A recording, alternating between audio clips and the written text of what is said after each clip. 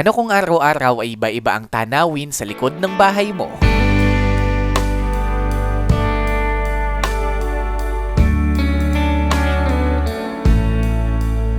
Isang umaga ay nasa itaas ka ng bundok, kalaro mo ang mga ulap. Kinabukasan naman ay nasa isang napakagandang karagatan ka.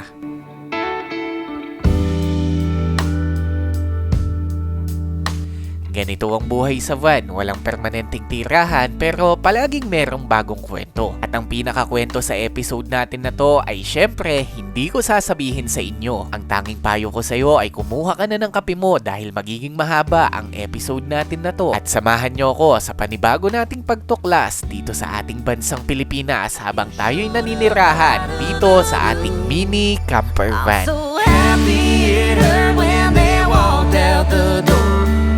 Happy they left my heart broke on the floor. Happy I don't have to fight anymore. Had to leave it behind me so real love could find me. You opened my heart, set fire to my soul. I didn't see it coming, so how could I? Bali 2 weeks na akong nasa kalsada ngayon at aalis na naman tayo ng La Union. Lilipat tayo ng ibang pwesto para maghanap ulit ng panibagong adventure. Ito na si Vantot, ganito yung tsura niya pag nakapack. Yan, ito yung sofa natin, tas ganito lang yung gamit, may space talaga tayo dyan. Tapos ngayong araw, nagpapasalamat lang tayo dito sa kumupkup sa atin ang Solana San Juan. Ito ang place nila na napakaganda, napakalinis. Sa mga nakasama natin dito, kila Ma'am Jill, kila Kuy Smart, tsaka kila Ma'am Ann, yan, nagpapasalamat ako sa kanila sa pagpapatuloy sa akin dito. At yun, hanap ulit tayo ng bagong adventure ngayong araw. Bago tayo magpatuloy, kung hindi nyo pa napanood yung mga previous episode natin, ay recommend na panoorin nyo muna upang sa ganon ay sunod-sunod at nasusundan ninyo yung mga nangyayari sa atin sa kalsada. Jump pack yan sa magagandang shot, magagandang view at magagandang adventure na din. Kaya naman, kayo nang bahalang manood sa mga nakaraang episode o kaya panoorin nyo na lahat. Thank you, thank you. Balik ulit. Opo, next Oy, time. good luck sa ano. Opo, thank you, thank you.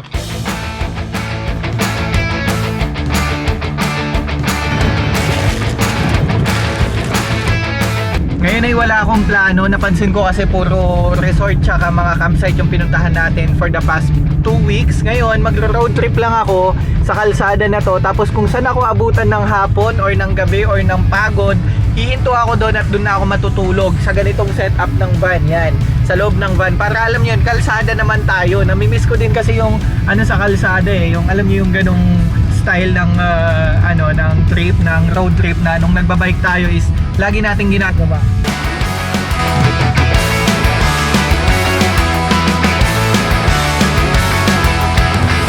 Sa parte ng video na to ay mga alas 12 na to ng tanghali, kaya naman naisipan kong maghanap na ng ating makakainan. Nagpark lang ako sa gilid at dito na tayo kakain. Give me good wine, I'll get you good whiskey. Let's get a house in the country. Give me good weed, I'll get you good coffee. Let's get old by the evergreen tree. Let's get up, grab coffee cups and sit out. Bali ginawa ko lang yung pagkain kong nabaon ko, tira ko to kagabi, kanin, saka adobo. Dito ako kakain sa itaas ng sasakyan, nakita nyo naman yan. Ito yung taas ng sasakyan natin, tapos ito yung highway sa ilalim lang ng puno. Ganito kasi yung mga trip namin noon eh, so gusto ko lang balikan. Raised up a family tree. Give me good wine, I'll get you good whiskey. Let's get a house in the country. Give me good weed, I'll get you good coffee. Let's get old by the evergreen trees. Alarm clock every morning. Working late. After kumain, larga na ulit. Tayo ay mag-highway camping. Naisip ko lang kanina. Rinse, repeat, that's right. Bago tayo magpatuloy sa ating biyahe ay napagdesisyonan ko na mamalengke muna dahil may nadaanan tayo na public market dito. Pero alam nyo ba na yung tinatawag ko na highway camping, sa English yun or sa ibang bansa ang tawag nila doon ay still camping, kung saan hindi ko na i-explain sa inyo. Panoorin nyo na lang kung ano yung mga gagawin ko ngayong maghapon. Ay, sobrang init. Kita nyo naman yung pawis ko. Mula sa kamay hanggang sa muka. Oh, grabe yung pawis ko. Sobrang init sa labas, mga kabatak. Grabe. Sobrang init talaga. As in. 20 miles and 2 stop signs between us and the closest town. If you see fireworks from on the Yung road. ibang mga lugar na kinukuhanan ko, ito yung mga lugar na binike ko na hindi ko ma-imagine kung paano ko na-bike. Sa bawat kalsadang dinadaanan natin ay halos naaalala ko ang bawat hirap ng pagpadyak na ginawa natin nung nagbibisikleta pa tayo. And take note, parang 2 o 3 beses din natin itong nadaanan nung nag-North Luzon Loop tayo tsaka Philippine Loop. I see you broken and beat, head pulled down over your eyes. Every part of you wants to surrender, darling. You were meant to survive. With every star, Hindi ko maiisip na paano ko tinawid lahat to at paano ako nakarating dito ng bisikleta lang yung gamit. Kaya nakakatuwa din. spend less time in your head. With every star, we are born again. Open your heart, spend less time in your head. Ito na yung arco ng Ilocos Sur. Open your heart, spend less time in your head.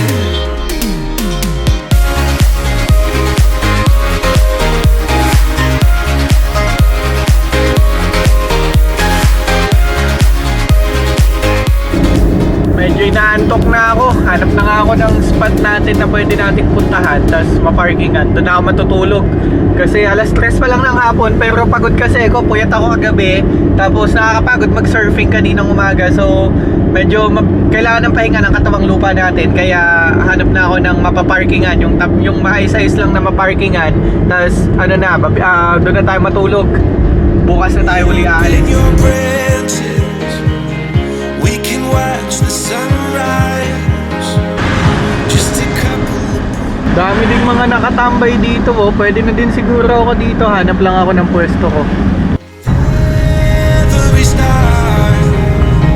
We are born. Ayan, nandito tayo ngayon sa Susu Beach Road. Dagat yung katabi natin at dito na tayo magpapalipas ng gabi. Pakita ko sa inyo yung labas. With every star, we are born again. Open your heart, spend less time in your head. Ganito ang itsura ni Vantot kapag pumaparada ako at kailangan kong matulog sa daan. Makikita nyo yung location natin. Tabing highway yan pero tabing dagat. Ayun yung dagat sa likuran. Tapos ito, medyo mainit pa kasi kaya nandito ako at dito na ako mag-overnight. But anyway, ito yung gamit natin, 2 container. Yung mga nakalabas na gamit dyan, mga pinamili ko kasi yan kanina na hindi ko pa naipapak. Tapos, ito yung aking higaan pag naka-sofa bed siya. So, napakaluwang yan, spacious. Tapos ito naman yung ating tubig, ilang prutas, bluetti. Yan, ganyan yung basic setup ko. So kaya kong matulog sa tabi ng kalsada na katulad niyan. Ito ang kalsada. Ayan, highway yan. Tapos may mga puno lang na pinaparadahan din kasi talaga to na nakita ko kanina. So pumarada din ako. Tapos ito yung napakagandang dagat. Yan. Ang lugar na to ay somewhere in Ilocos. So yun, pinakita ko lang sa inyo. At kapag hihiga ako dito at matutulog ay pwedeng pwede lang din. Kasi ito na, kaya nga siya bahay eh. Ayan, ito na. Yan, nakakaunat ba ako? Yes po, kailangan ko lang sumagad. At yan, unat pa na ako. So ngayon, dito ako mag-overnight at matutulog sa lugar na to, sa pwestong ito. Santa Maria yata to, or Santa Cruz, or Santa Lucia. Basta Santa dito sa Ilocos. Sa mga nakakaalam, PM nyo naman or comment nyo naman dyan sa baba. At yun lang, pinakita ko lang sa inyo yung quick tip kung paano ako natutulog sa daan nang may space pa din. May space dito, may space ako dito, napakaluwang pa niyan. May harapan pa. So, kaya talagang mabuhay sa kalsada mga kabata kahit mga ganito lang. So, Panandalian muna akong natulog dito dahil sobrang antok na antok ako at paggising ko sobrang nagulat ako dahil sa sobrang ganda ng view na inabutan ko dito. Don't let me go.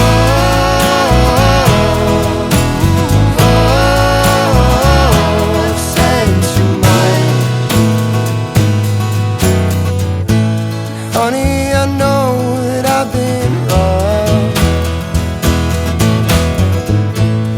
You know this world be a little too much. But in time you will see you that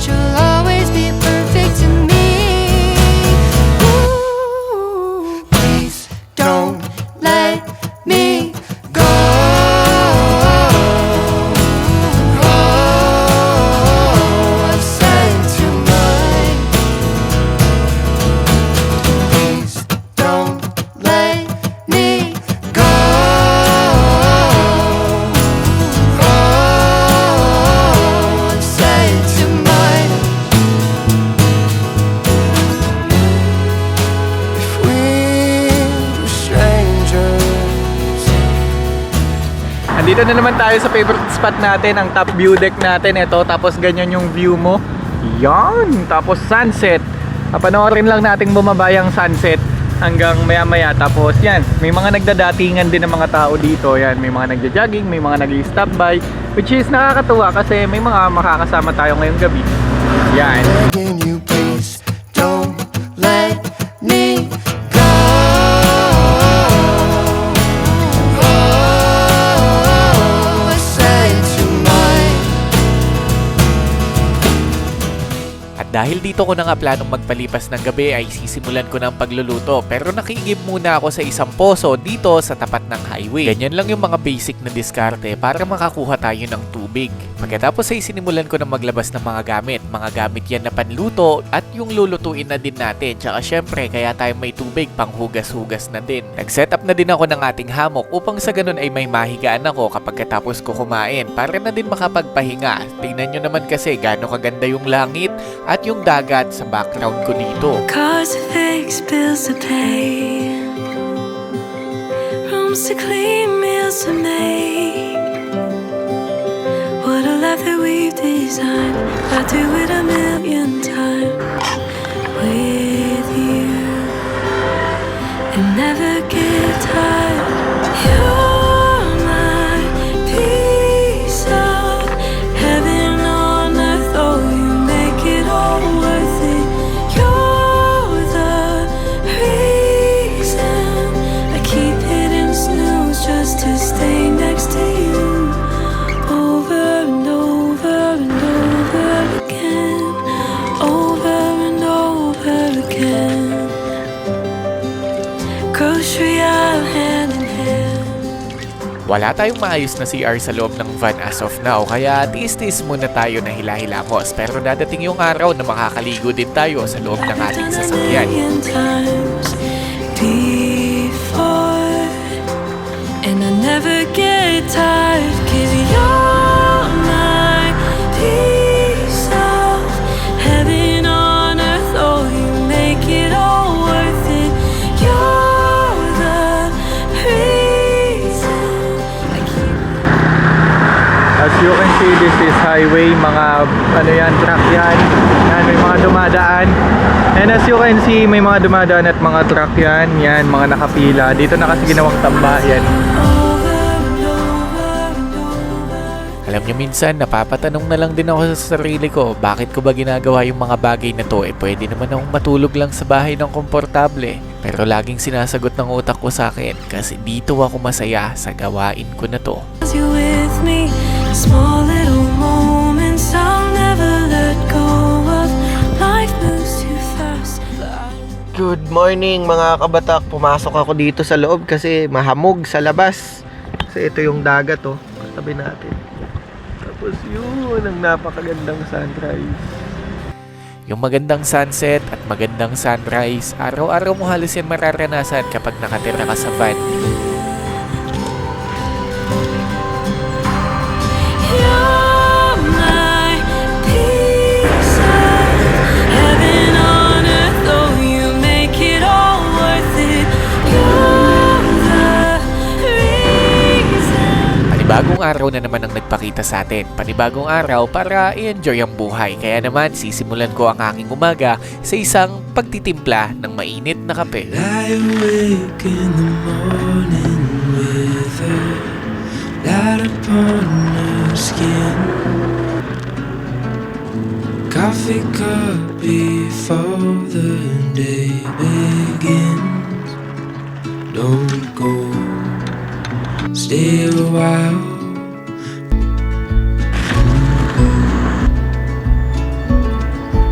Plano ko ngayong araw ay pupunta ako sa isang waterfalls na malapit dito, pero may hindi ako inaasahan na nangyari. Habang ine-enjoy ko ang mainit kong kape dito sa tabi ng kalsada at magandang view ay may nag-abot sa atin ng isang mais. Ano yan sa tao dito? Thank you, boss.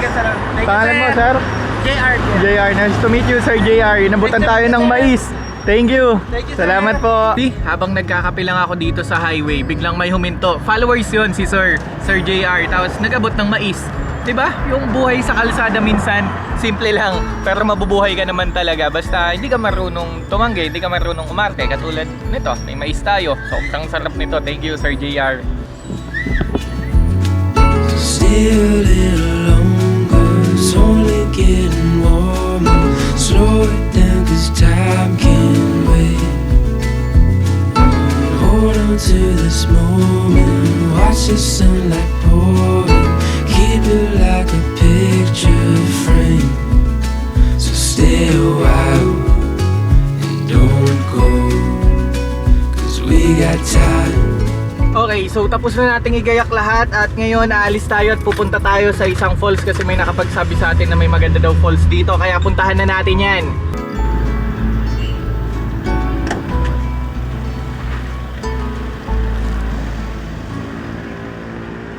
Around 13 kilometers lang to, so malapit lang, kaya nating puntahan. Sana may CR doon or may madaan tayong gas station, makitae tayo. In a long lost dream, it's where I'll Sir, pwede maki-CR? Okay lang. with the wind blowing through your hair, push me to my knees. In a long lost dream, it's where I'll find you. Oh, the look in your eyes. Woo! Mission success! Tara na sa waterfalls. Actually, pwede na akong maligo dyan. Ang kaso, inisip ko falls naman yung pupuntahan. Doon na lang ako maliligo. Come with me, begging please. Come with me, 'cause there's no one. Ah, naimbag nga aldaw, auntie. Pinsal ko ma? Nagbigos lang. Isak lang, may sakmat. What? Ada bayad na ya? Ada sir, 20 kurag. Apay nga 20? magmay sakan sir. Kahit awan mo ti, kayat nga sumurot. Kahit mo sumurot ante. Parking fee sir, 30 parking fee. Bali 50. 1 sir. 50. 40, 20, 30. Dati auntie. 10, 15, 20, 30, 40, 50. Ayaw san? Logbook? Your eyes makes me feel alive again. Pagdating ko dito sa jump off ay hindi pala pwedeng marating ang falls nang hindi sumasakay sa balsa. 500 pesos ang bayad sa balsa. Mag-isa lang ako so hindi ko na sana siya pupuntahan. Pero may nagpahiram sa akin ng kayak dito at 100 pesos lang yung ibinayad ko. Run to the end of the world, just to be with you, just to be with you. At paglapit ko nga dito sa waterfalls ay eto lang naman ang bumungad sa akin. In this moment I am holding you so tight. Can you believe our dreams have become real life? Let's dance away the night and stand the test of time. Can you believe our dreams have become real life?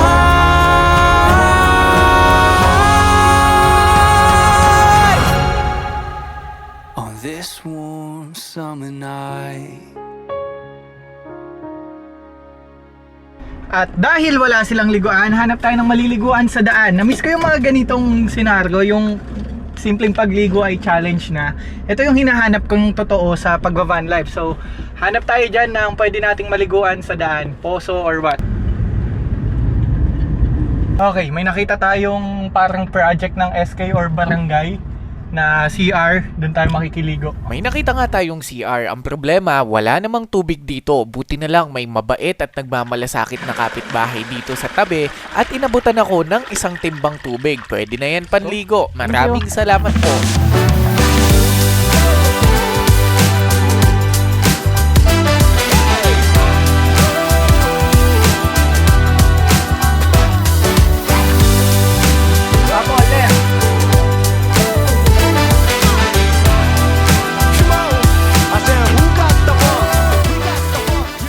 May isang bagay man siguro akong natutunan sa pagva-van life, yun ay yung mawalan ka ng pakialam sa sasabihin ng iba. Kasi wala naman talaga silang pakialam sa'yo. Ikaw lang talaga yung nag-iisip na papakialaman ka nila at may masasabi silang hindi maganda. Pero ang totoo, just enjoy yourself and be yourself. Katulad dito, may mga dumaan pang tao sa likod ko pero wala naman talaga silang pakialam sa atin. Basta lagi lang natin tandaan na hindi sa lahat ng lugar ay pwede natin gawin yung mga ganitong bagay. Katulad sa mga conservative na area, mga Muslim area, ito kasi malapit lang to sa waterfalls at sa mga dagat, pwede lang natin itong gawin ng paulit-ulit. Makikita nyo pa yan sa ibang video natin.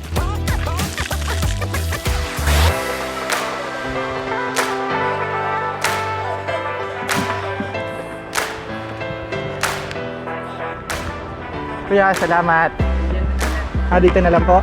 Thank you po Para to sa mga taong mahilig mag-travel or mga nakatira sa sasakyan katulad ko na nagva-van life. Ganito yung life hack para makapagpatuyo ka ng damit habang ikaw ay bumabiyahe. Kunwari, naligo ka sa dagat tas may basa kang damit katulad nitong sa akin. Tapos, ang gagawin mo lang, baba mo tong window side na walang tao. Pwede din naman dito kung sakali. So, taas natin ng konti. Tapos, lalagay natin to dito. Tapos, iipitin na natin yan.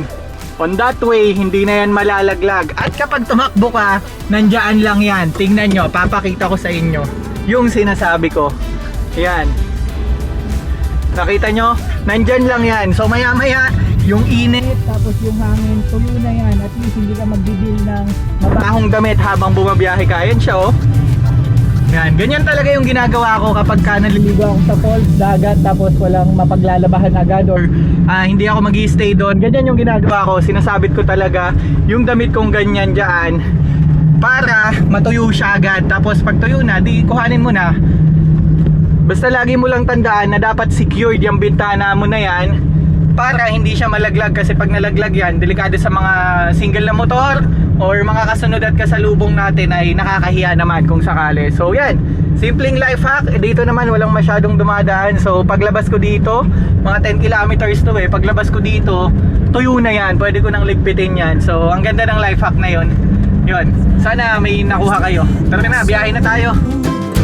Narrow is the road to glory. Perdition's gates are broad and wide.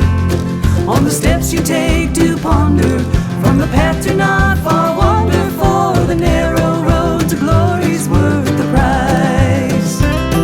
I broke bread with the wicked, I made my plans with fools to the Madami tayong dinaanan na magagandang lugar pero hindi na natin yun hinintuan, katulad ng Vegan City kasi may bypass na pala dito. Tapos di ka nadadaan ng City of Vegan, so mas mabilis yung biyahe natin. Tsaka ilang beses na din naman tayo sa Vegan at hindi din natin may papasok itong mismong sasakyan natin sa Crisologo, kaya wag na lang din. Eto na, biyahe na lang tayo. Pakita ko na lang dito yung mga video natin dati dyan sa Vegan para ma-appreciate din naman ng mga gusto mag-van life at gustong pumunta ng Vegan, makita nyo din yung itsura ng Vegan. The narrow road to glory's worth the price.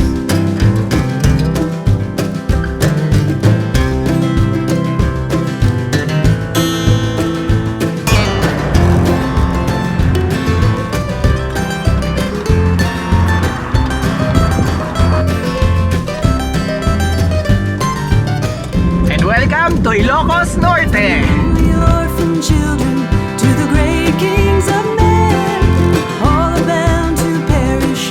Death is the wage of sin. So turn away from gossip, deceitfulness, and woe.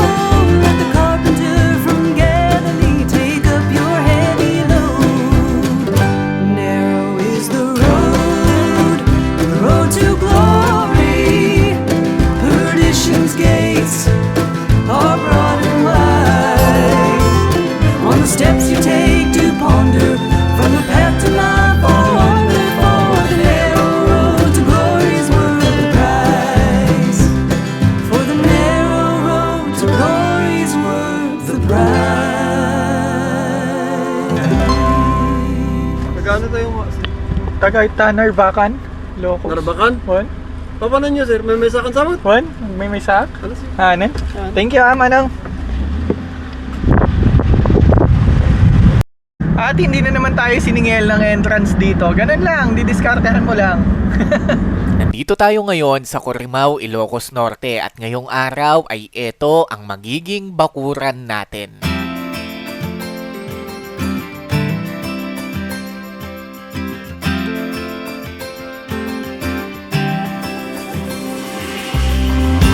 like I've known you my whole life, but nothing more than friends this whole time. Summertime skipping rocks so innocent. I never thought I'd ever hold your hand, but there's something in the sunset feels different this time. There's a feeling, if you feel it, baby, I don't wanna hide. We don't gotta stay friends forever, we can cross that line together. Find love, baby, never say never. After all this time, I just wanna take a step in a new direction. I wanna tell you what I failed to mention. We can fly a couple of birds of a feather. We don't gotta stay friends forever. Sobrang ganda nga ng lugar na to dito sa Ilocos Norte. Napakadaming maliliit na lighthouse. Pagkatapos, ang ganda pa ng sunset. Kaya naman, ang ginawa ko ay tumambay na lang ako sa taas nitong ating van habang pinapanood ang pagbaba ng araw. We don't gotta stay friends forever, we can cross that line together. Find love, baby, never say never. After all this time, I just wanna take a step in a new direction. I wanna tell you what I failed to mention. We can fly a couple of birds of a feather. We don't gotta stay friends forever, we can start a whole new chapter. Find our happy ever after. The only way to know is ask her, yeah, baby. We don't gotta stay friends forever, we can cross that line together. Find love, baby, never say never. After all this time, I just wanna take a step in a new direction. I wanna tell you what I failed to mention. We can fly a couple of birds of a feather. We don't gotta stay friends forever, we don't gotta stay friends forever. No. Sige po, salamat po. Thank you. Pagsapit ng gabi ay ginayak ko na dito yung ating mga kakainin. Dilata Gaming muna, pandagdag sa ating ulam. Tapos yung iba, yung mga pagkain lang din natin na niluto kanina. Okay na okay pa yan, ganyan magtipid dito sa kalsada. Time, whoa, it wasn't wasted. I can't bear to taste it. The memories roll out. I'm fine, but I'll be always chasing. I don't know how to face it. My dreams fall. Bali, it's night time at mapapansin nyo ngayon, hindi ako masyadong nag-iilaw kasi dinadaan-daanan to, tong pwesto natin na to. Nakasara din mga kortina natin para hindi tayo kita sa labas. And itong bintana lang na to ang bukas. Yan kasi dagat yan. So, walang ano sa atin dyan. So, yun. Natulog na ako ngayong gabi at bukas nasa pagudpod na tayo. See you mga kabatak. One more weekend with you. After all, ever after always, this is the end.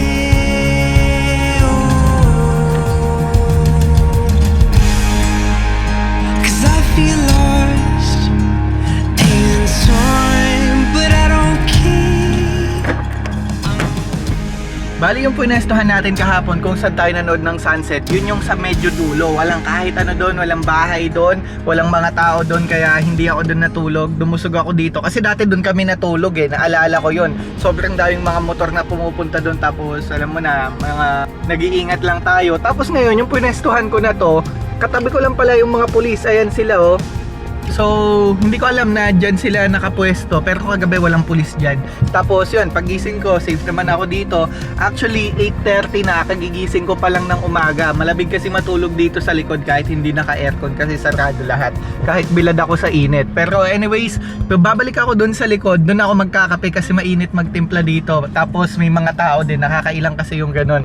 Maganda yung walang masyadong tao. So, balik tayo dun at magkape tayo dun. Never thought too hard about it. Isa pang natutunan ko, kapag paparada ka sa gilid, kailangan low-key ka lang. Yung loob ng van ko, hindi naman nila alam na ganyan yung itsura eh. Tapos, gusto ko din yung ganyang setup ng van ha, yung kalahati lang yung bukas at kalahati gamit. Ang sarap niyang tulugan pagka ganyan. Waiting for the right time to speak. Now it seems the tables are smashed into tiny little pieces. I only want a slice of the pie. And all my time in this town, never thought I'd see the day. You and I. Ito yung buhay kalsada. May kalayaan kang gawin yung gusto mo. Slow morning, kape-kape muna, at tamang chill-chill lang nang hindi nagmamadali. Yan ang buhay na masarap. To celebrate and dance until the dawn.